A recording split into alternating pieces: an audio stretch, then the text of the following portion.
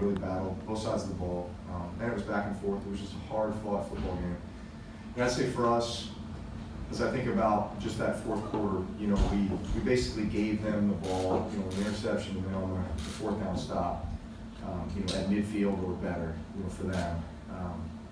And obviously, when I look back at that as an offense, and I say, that can't happen. We can't allow that to happen. Felt like there were some other opportunities throughout the course of the game that we missed or just didn't capitalize on, some unforced errors. But listen, it's not always going to be perfect. And in fact, I'd say to gut out a win like this as a team is pretty significant. I think it just continues to strengthen the team and give you a ton of confidence, but also knowing that, listen, our best is still out there. And we're still searching for that best game. Hey, Drew, talk about maybe the rhythm y'all had starting the game and maybe what happened in that second half to maybe not have as much rhythm. Yeah, so we start off with, I think, 2 touchdowns, right? So fast start, we've been talking about that, needing to improve upon that. I think we've made strides towards that today. Guys coming up with some big plays. It was a combination of some big plays, some nice runs, just good complementary football, I think. Good balance. And there was a sequence there at the end of the first half where, we stop them on defense, then we get the penalty, right? And I'm thinking there was maybe 7 minutes left in the half or something like that at that point, and they run that thing all the way down and score, right? Otherwise, they're punting to us, and maybe we're going on a drive and getting points and not letting them back on the field.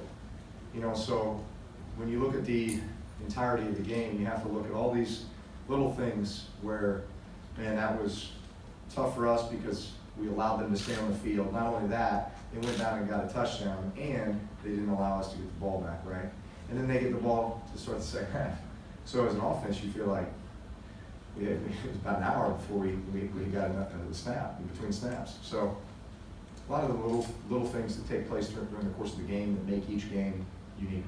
Drew, why do you think game to game there's such a huge discrepancy with these officials on how to define and call a penalty, not just pass interference, just in general?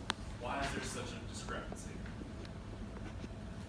Well, penalties are judgment calls, right? And then I think we as a league, competition committee, everyone tries to build in certain mechanisms to be able to make sure that we get it right. I think the thing that will be discussed probably for the rest of the season and onward is pass interference. Right? What is, what isn't? It was kind of my impression, just based upon what I've seen from this year, is that they're not going to overturn anything unless it's what happened in the NFC Championship game, right? Where it's a total timing thing. It prevents the tragedy, right? The tragedy. Now, one got overturned today. That's one out of I don't know how many that have not been overturned, right? But that was interesting. Why that one versus some others? Again, at some point there's someone who's making a judgment call. A human decision, is being made, and so it's impossible for that to always be consistent. Drew, sorry if you've already been asked this before. Sean said you changed to a slow route on Thomas fast. Was it just a leverage thing? What did you see right there to you knew that was going to be maybe over? Yeah. Leverage, just feeling, based upon the situation and just the flow. As far as what Mike Thompson says, that example of play, like Brad Drake's been following all game. Yeah. Do you kind of get a sense when, all right, maybe that Mike's broken down a guy to where he's going to be able to kind of beat him on certain route spots toward the end of the game, or is that? Yeah, I mean, listen, you're referencing everything throughout the course of the game, right? That formation, that alignment, that release pattern. What did they see? How did they react to it? And then what can you kind of keep in your back pocket for later on, And so that's the game within the game. That was a back pocket one, you think? Absolutely. Drew, how much do you look forward to those 2-minute drills to win a game like that? Yeah. And have it in your hands? Yeah. Listen, it's it's exciting, it's butterflies, but it's also, it's confidence, it's unity. You feel like, and everybody knows, the challenge ahead, everybody knows what we need to do in order to, accomplish whatever it is we need to accomplish to go win the game, and, everybody just kind of locks in and goes. It's where a lot of the things that have happened or transpired throughout the course of the game kind of give you, that information, that confidence, that, assurance as to, how you're going to handle that drive and, how you're going to accomplish the task. How much are you getting from what happened during the game, and how much are you pulling from prep work during the week? Yeah. Every team kind of has their game plan, right, for you. And so you try to anticipate what that game plan is going to be. It's not always what you think. In fact, I'd say majority of the time with us, teams come out and, break the tendencies, right? Give you stuff you haven't seen before.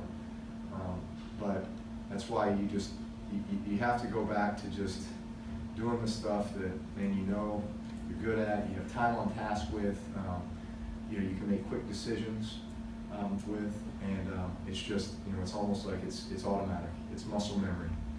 It's all that myelin that's built up around those nerve fibers that you have in your body. You can get kind of scientific about it. Drew, what are you gonna work on this week, come the short week, so it doesn't turn out like it did 2 weeks ago here against Atlanta? What's the question? What are you guys gonna be preparing for, offensively at least, that won't happen just like it did 2 weeks ago? Well, as I recall, it wasn't too long ago, obviously, they got after us a little bit with the pass rush. We were not very balanced offensively. We didn't run the ball that many times. We didn't run it as effectively as I know we can. And so I think anytime we take the field, regardless of who the opponent is, man, we want to be balanced. We want to be efficient. We want to stay on the field, convert third downs, make big plays when we have the opportunity, score points, win games. Drew, to not have two starters on the offensive line in the way that team rushes the passer. Yeah. For those guys that give you the time you had on the last drive. Yeah. How significant do you think that is? Yeah, they really did a great job. Guys stepped up, Nick and Patrick, and listen, that's the way this is, right? You next man up, and always talk about that O-line as a unit, and those guys working together, and the fact that you guys got two guys right next to each other, that haven't really gotten a whole lot of playing time until recently, and they stepped up and done a nice job. Does it feel like Jared Cook has really been coming on these last few weeks? Yeah. Listen, I got a ton of confidence in throwing to him. You saw the ball he climbed the ladder and went and got. I think everybody in the stadium was pretty impressed with that. The defenders didn't even jump. Like that's in the stratosphere, and he jumped up and got it. So, yeah, you see plays like that, and just overall, I think his confidence level and just again that rhythm that we're finding is a good thing. Is there any added satisfaction when maybe you don't play your best, you make a ton of mistakes, some of them self-inflicted, and you're still able to find a way to pull this thing off? Yeah. I mean, listen, it is encouraging, but then the motivation and the urgency becomes we have to fix these things, right? Because these are the things that will get you beat, right? These penalties on both sides of the ball are the things that will get you beat. So yeah, there's a lot to clean up. I know we asked you this after week 1, but Will Lutz, just how much confidence do you have when you turn it over to him? Yeah, listen, ton of confidence. Him and just that whole unit. That whole unit. Obviously, over the time that we've all been here together, and he's been our kicker. I feel like we've had plenty of those moments. And I think it's one of those things where hey, Carolina has the ball at the end of the game, right? And they're driving, and say defense believes they're going to stop them, and they do. And then field goal block unit says, man, we're going to somehow affect this, and they miss it. And then offense, man, we're going to go down and give our kicker and our kicking unit a chance to win this game, and we do. And then they step up and make it. So it's a team effort. Drew, how much autonomy do you have in the final 2 minutes of a half or a game like that? to call the plays, to make the checks? Yeah. Is it more so than other times in the game? Yeah, so we've got various packages, where, you know, Sean allows me to call the offense, call the plays, get to certain things, check to certain things that are favorable. 2 minute, that's what I do. And then, you know, if we encounter certain situations, third downs or, you know, I guess mainly third downs, you know, he'll pipe in with a thought, or what have you. But at the end of the day, he gives me the opportunity to call those. Drew, what made the screen call to AK so advantageous in that situation? I know it's quick, I know there's a lot Yeah. happening, but was it something specific that, you know, coverage or something? No, I mean, listen, we were just playing fast. You know, we were playing fast. Felt like we had them reeling a little bit. You know, they're having trouble getting lined up, and we're able to hit them with some quick ones. Drew, can you talk about the significance of playing on Thanksgiving night? Yeah. Well, there's something about playing on Thanksgiving. I remember when I was a kid, growing up in Texas, I'd always be watching the Cowboys on Thanksgiving, right? Watching football. I mean, football just goes with Thanksgiving, right? It's like you can't have one without the other. And so, to ever think that someday I'd be playing on Thanksgiving, probably never thought that would happen. So yeah, I think these are unique moments.